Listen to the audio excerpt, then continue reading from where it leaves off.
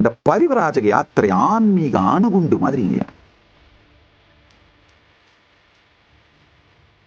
நீங்கள் ஒரு இனிமையான லவ்விங் பர்சன், லவபிள் பர்சன்.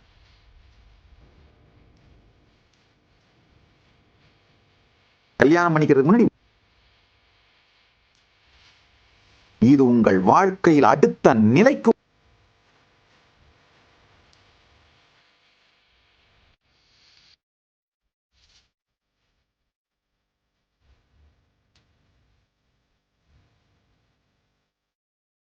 நான் பரிவராஜக யாத்திரை போ சொல்றது காரணமே இதுதாங்கய்யா. பரிவராஜக யாத்திரை வேற ஒண்ணும் இல்ல. நான் சொன்ன உடனே வேக வேகமா முதல் 2 நாள் கிளம்பிடுவீங்க. ஒரு நாள் அந்த உற்சாகம், மோட்டிவேஷன், இன்ஸ்பிரேஷன், சாமி சொல்லிட்டார் பண்ணுவோமடா கிளம்புவோமடா அப்படின்னு கிளம்பிடுவீங்க. 2 நாள் 3 நாள்ல 3வது நாளெல்லாம் கை கால் வலிக்க ஆரம்பிச்சிடும். ஐயோ கொஞ்சம் வேகமா வந்துட்டுமோ, கொஞ்சம் யோசிச்சு அடுத்த வருஷம் வந்திருக்கலாமோ, இல்ல அடுத்த பேட்ச்ல வரலாமோ. உடல் செயல்படும் பொழுதுதான் மனம் சகலவிதமான சுயசந்தேகம், சுயவெறுப்பு, சுயமறுப்பு எல்லாத்தையும் கிளப்பும். ஒரு வருஷம் அதை எல்லாத்தையும் ஃபேஸ் பண்ணி நடந்துட்டீங்கன்னா, யாத்திரை பண்ணிட்டீங்கன்னா, அதனாலதான் ஒரு வருஷம் சொல்றேன். ஏன் ஒரு வருஷம் சொல்றேன்னா, இது இந்த பொங்குகின்ற உங்களுடைய மன அமைப்புகள், பேட்டர்ன்ஸ், வாசனை எல்லாத்தையும் கான்சியஸா அப்சர்வ் பண்ணி அதிலிருந்தெல்லாம் சுதந்திரம் பெற்று உங்க லைஃபே spiritually organised, spiritually discipline, spiritually enlightenment சென்டர்டான ஆர்கனைசிங்கும் டிசிப்ளினும் வந்துருங்கய்யா. இந்த பரிவராஜக யாத்திரை ஆன்மீக அணுகுண்டு மாதிரிங்கய்யா. உங்களை அப்படியே வேற நிலைமைக்கு எடுத்துட்டு போய், அணுகுண்டுன்னு சொல்றத அணுசக்தின்னு சொல்லலாம். ஆன்மீக அணுசக்திங்கய்யா. அணுகுண்டுன்ற வார்த்தை யூஸ்வலா நம்ம டிஸ்ட்ரக்ஷனுக்கு தான் யூஸ் பண்றோம். அணுசக்தி, கிரியேஷன். அப்ப என்ன ஆகும்னா,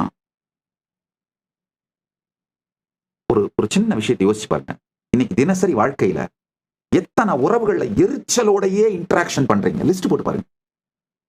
எரிஞ்சு எரிஞ்சு விழுந்து, சலிப்போடு, போர் அடிச்சு, டயர்டாகி, அந்த போர் அடிக்கிறதுனால டயர்ட் ஆகிறது, டயர்டா இருந்து போர் அடிக்கிறது, தூங்குறதுக்கும் போர் அடிக்கிறது, தூங்குறதுக்கும் போர் அடிக்கும் போதுதான் என்ன பண்றோம், ஆல்கஹால் எடுக்க ஆரம்பிக்கிறோம்.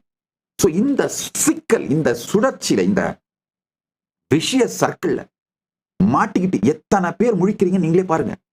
ஒரு நாளைக்கு உங்களுடைய எத்தனை இன்டராக்ஷன் எரிச்சல், கோபம், ஆத்திரம், கொந்தளிப்பு இது சார்ந்தே இருக்குன்னு பாருங்க. நான் பரிவராஜகம் போனீங்கன்னா புது புது மனிதர்களோட இன்டராக்ட் பண்ணணும், புது புது உறவுகளை கிரியேட் பண்ணணும். நட்பு, ஏன்னா அவங்களுடைய தேவை உங்களுக்கு இருக்கு, உங்க வாழ்க்கையில சர்வைவலுக்கு இருக்கு. அப்ப என்ன ஆகுதுன்னா, நட்பு, அன்பு, கருணை, இனிமை இதெல்லாம் நீங்க வெளிப்படுத்தி ஆகணும்.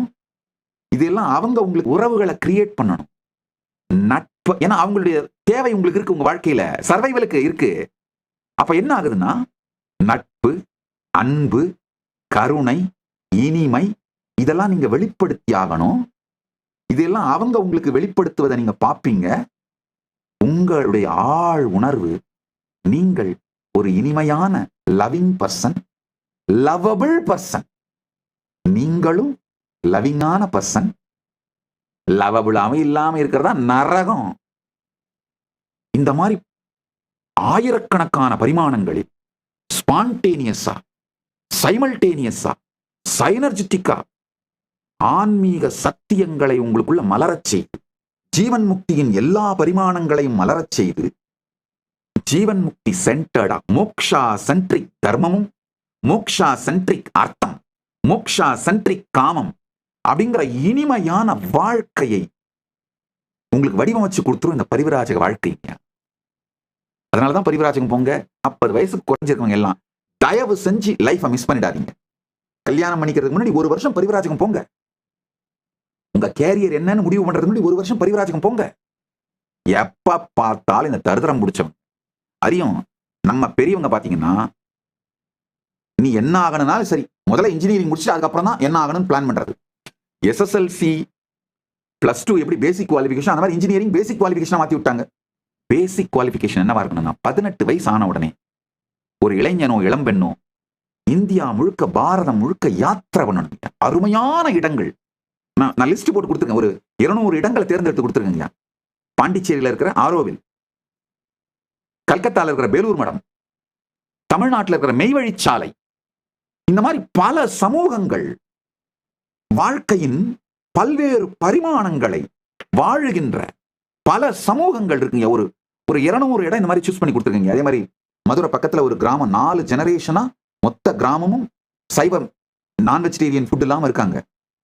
இந்த மாதிரி ஒரு அருமையான சமூகங்கள் இருக்கு. அங்கெல்லாம் போங்க.